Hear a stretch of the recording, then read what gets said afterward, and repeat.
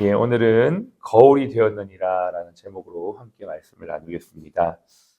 크리스천에게는 믿음의 동력자가 필요합니다. 내가 누구인가, 그것이 중요한 게 아니고 내가 누구와 동행하는가가 중요하죠. 그것이 삶의 모양과 삶의 방향을 결정합니다.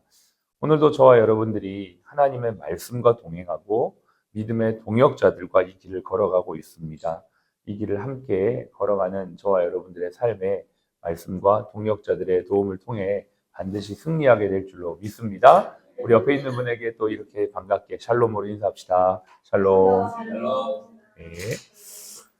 철로 역정을 지었던 주원권현 목사님이 꽤나 어려운 시간들을 보냈죠. 12년 동안 감옥에 있으면서 철로 역정을 지었는데 그 철로 역정을 짓기 전에 이제 기퍼트라고 하는 목사님이 그의 순례기의 동행자가 되었습니다. 힘들고 어려울 때 믿음의 사람 기퍼트 목사님을 통해서 그가 순례기를 끝까지 완주했던 것을 보면서 그가 썼던 철로 역정에도 보면 해설자, 안내자가 소개가 되는데요. 그 사람이 바로 이 기퍼트 목사님을 생각하면서 지었던 내용입니다. 그렇습니다. 우리에게도 오늘도 안내자가 있죠. 바로 하나님의 말씀이고 믿음의 길을 걸어가고 있는 동력자들이며 이미 그 길을 걸어갔던 수많은 믿음의 선조들이 우리의 안내자인 것을 고백하면서 어저께 이어서 5, 6, 7절을 봅니다. 우리가 어저께 5절을 보면서 과거의 출애굽의 기적과 은혜를 경험했어도 현재의 믿음의 순종과 믿음의 결단이 없으면 심판의 이유가 될 수 있다는 것을 함께 우리가 말씀을 통해 봤고 이것이 역사의 거울이 되어서 오늘 우리의 삶을 비추고 있다. 그래서 우리는 이 말씀의 은혜를 날마다 덧입음으로 말미암아 하나님이 우리에게 주신 표대를 향해 힘차게 갈 수 있다라는 것을 함께 나눴습니다. 오늘은 두 번째와 세 번째 6절과 7절에 있는 내용입니다. 6절에 있는 내용을 제가 쉬운 성경으로 한번 읽어드리겠습니다. 또한 하나님이 정해주신 권위의 자리를 지키지 아니하고 자신들의 영역을 이탈한 천사들을 기억하십시오. 하나님은 그들을 심판의 날까지 영원한 사슬로 묶어 어둠 속에 가두셨습니다.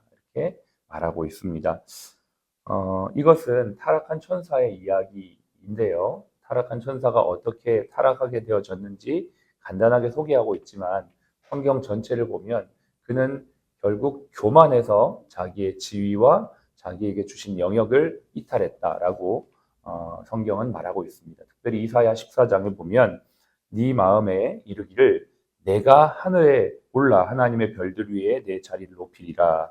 지극히 높은 이와 비길이라.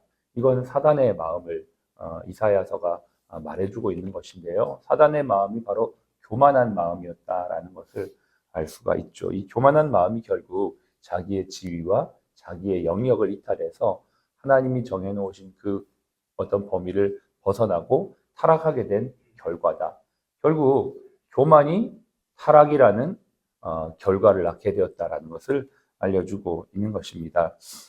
저는 이 말씀을 묵상하면서 특별히 우리 주변에 심심치 않게 볼 수 있는 공동체가 깨어지고 공동체를 깨뜨리는 그러한 모습들에 대해서 한번 함께 말씀을 좀 나눠보기를 원합니다. 성경에서 이렇게 거울로서 사단의 타락의 모습을 우리에게 보여준다면 이것은 우리에게도 공동체를 깨뜨릴 수 있는 위험성이라는 것을 성경이 말해준다는 것을 기억하면서 조심해야 된다는 것이죠. 하나님께서 처음에 인간을 지으실 때 에덴 동산에 두고 그것을 경작하며 지키게 하셨습니다. 자기의 지위와 역할을 하나님이 정해주셨다라는 것을 알 수가 있죠. 하나님께서 에덴 동산을 창설하시고 인간을 거기에 두셔서 그 일을 하게 하신 것은 하나님의 질서의 영역 안에 있었던 것입니다.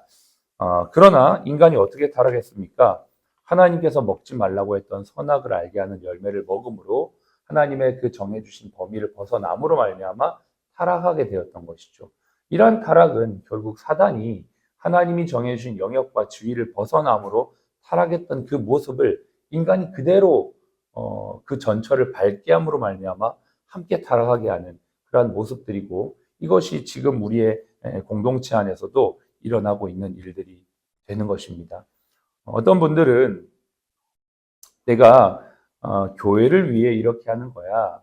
내가 깨어있기 때문에 이런 말을 하는 거야. 이게 바로 교회를 바로 잡는 길이야. 라고 이런 말들을 하면서 어떤 행위들을 하는 경우가 있습니다. 그러나 이것은 사실은 교회의 질서를 무너뜨리는 모습이 될 수 있고 거룩한 열심을 가장한 위장된 교만이 될 수 있다는 것을 우리는 기억해야만 합니다. 결국 이러한 것들이 교회를 깨뜨리고 질서를 무너뜨려서 교회를 분열케 하고 성도들에게 상처를 주게 하는 일들이 교회 공동체 안에서 얼마나 많이 일어나고 있는지 모릅니다. 제 주변에도 얼마 전에 한 공동체 이야기를 듣게 되었는데요. 물론 자신들이 생각하는 방향과 교회나 목회자가 가는 방향이 좀 다를 수 있죠. 그렇다면 기도하면서 돕던지 아니면 조용히 뒤에서 지지하든지 이렇게 했으면 참 좋을 텐데 드러나지도 않은 어떤 잘못들을 가지고 교회 앞에서 피켓을 들고 또 교회 공동체를 힘들게 하고 성도들에게 시험을 들게 하는 그러한 모습들을 보면서 기도 제목을 부탁을 하는 겁니다. 이러한 상황들이 있습니다. 기도해 주십시오. 저는 그 얘기를 들으면서 굉장히 안타까웠습니다. 그분들이 하는 것은 분명히 자신들이 교회를 바르게 세우고 또 무엇을 옳게 잡고자 하는 마음으로부터 했다라고 하지만 그러한 모든 방법과 또 절차들이 성경적이지 않다라는 것들을 보면서 우리가 이걸 굉장히 조심해야 된다라는 생각을 다시 한번 하게 됩니다. 물론 하나님의 말씀에 위배되어진 죄나 악에 대해서는 바로잡고 고쳐야 되는 적극적인 모습들이 필요하지만 이 또한 질서 안에서 이루어져야 된다는 것을 우리가 유념해야만 하는 것이죠. 만약에 정말 내가 속해 있는 공동체가 잘못되어진 길로 간다. 그러면 우리 성도들은 어떻게 해야 될까요? 오늘 성경을 제가 요한계시록을 보다 보니까 18장 4절에 이런 고백이 있더라고요. 하나님께서 요한에게 환상을 보여주시면서 타락해가고 망해져가는 바벨론 성을 향해 이렇게 말씀하십니다. 내가 들으니 하늘로부터 다른 음성이 나서 이르되 내 백성아 거기서 나와 그의 죄에 참여하지 말고 그가 받는 재앙을 받지 말라라고 말씀하십니다. 그렇죠. 하나님께서 우리에게 정말 내가 속해 있는 공동체가 잘못되어지고 죄악의 길로 있다면 거기에서 나오라고 말씀하시는 것이죠. 조용히 그 공동체를 나오고 하나님의 길, 믿음의 길을 가는 것, 그것이 하나님의 방법인 것입니다. 왜냐하면 오늘 우리가 읽었던 이 유다서 뒤에 보면 9절에 읽진 않았지만 이런 내용이 있어요. 천사장 미가엘이 모세의 시체에 관하여 마귀와 다투어 변론할 때 감히 비방하는 판결을 내지 못하고 다만 말하되 주께서 너를 꾸짖기를 원하노라. 지금 이것은 무엇이냐면 하나님의 심판에 맡긴다라는 것입니다. 하나님의 주권에 너를 맡긴다.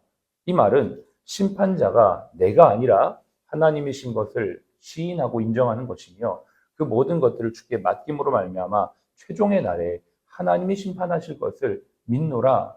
이것이 우리에게 우리 성도들에게 내가 심판자의 자리에 있지 아니하고 나는 그 자리를 떠나고 그 모든 최종의 심판을 하나님께 맡기는 그러한 모습과도 같다라는 것입니다. 그래서 혹 우리 사랑하는 우리 지체분들 어떤 공동체에서 어떤 문제가 있고 어려움이 있고 죄악된 모습이 있다면 그것을 내가 바로 잡겠다라는 어떤 모습으로 앞에 나아가서 시위를 한다든지 분쟁을 일으킨다든지 그것들을 선동하는 그러한 위치에는 결코 서지 마시기를 바랍니다.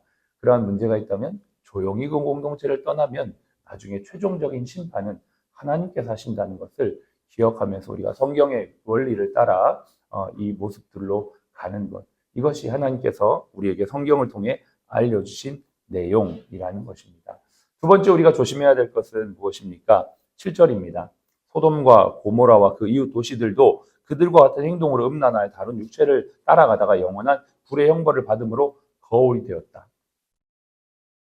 이 부분을 교회에서 믿음의 공동체에서 다루지 않을 수가 없습니다. 공동체를 깨뜨리는 세 번째 이유가 바로 음란이라고 말하고 있는 것이죠. 가장 큰 것은 교만이지만 이 음란 문제도 공동체 안에선 굉장히 치명적인 모습입니다. 음란이 들어가는 그 공동체마다 반드시 깨어지게 되어 있습니다. 가정이 깨어지게 되고 교회가 깨어지게 되고 조직이 깨어지게 되는 것이죠. 이것을 우리의 일터에서 어떻게 적용할 것인가? 굉장히 넓은 영역에서 적용할 수가 있겠습니다.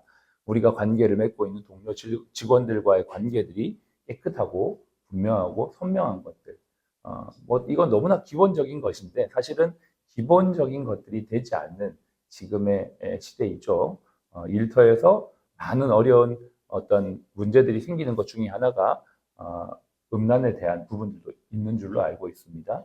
우리가 상당수 많은 시간을 일터에서 시간을 보내고 있기 때문에 함께 일하는 사람들과의 관계성 안에서 또 혹은 그 연장선 안에서 일어나는 여러 가지의 부분들이 우리 공동체 안에 들어오지 않도록 우리가 잘 조심하고 서로 관계를 맺는 부분들을 지혜롭게 해 나가는 것들이 우리에게도 교훈이 된다라는 것이죠.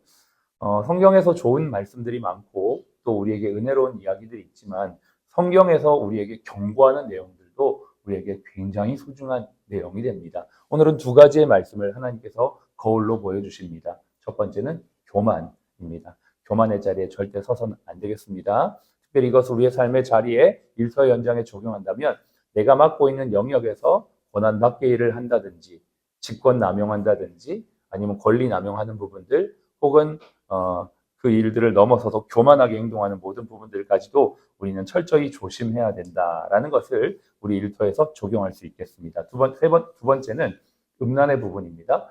우리가 동료 직원들과의 관계, 이성과의 관계, 특별히 지혜롭게 조심스럽게 맺어가는 것들이 매우 중요합니다. 물론 우리 일터 생활을 많이 하신 분들은 그것들을 너무 잘 알고 있지만 이제 막 사회생활을 시작하는 우리 젊은 직원들에게 우리 팀장님들이나 또 일터 생활을 오래 하신 분들이 이러한 부분들을 좀 지혜롭게 가이드해 주셔서 이러한 일들이 우리 공동체 안에 일어나지 않을 때 우리가 2026년도에는 더 건강하게 더 온전하게 세워지는 공동체가 될 줄로 믿습니다.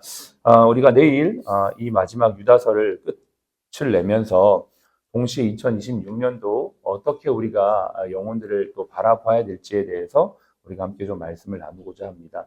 시간이 좀 더 있으면 연장해서 할 수 있으면 좋겠지만 오늘 여기까지 나누면서 두 가지 하나님 우리 자신이 교만하지 않게 하시고 또 우리 공동체가 특별히 우리 교회 공동체가 또 우리 일터 공동체가 음란에 물들지 않도록 거룩한 공동체가 될 수 있도록 주여 도와주시옵소서. 이러한 공동체 말씀 위에 세워져서 우리가 정말 사람을 살리고 치유하는 놀라운 은혜의 생명의 공동체가 되도록 역사해 달라고 기도하며 이 하루 시작하는 저와 여러분 되시기를 주님 축복합니다. 기도하겠습니다.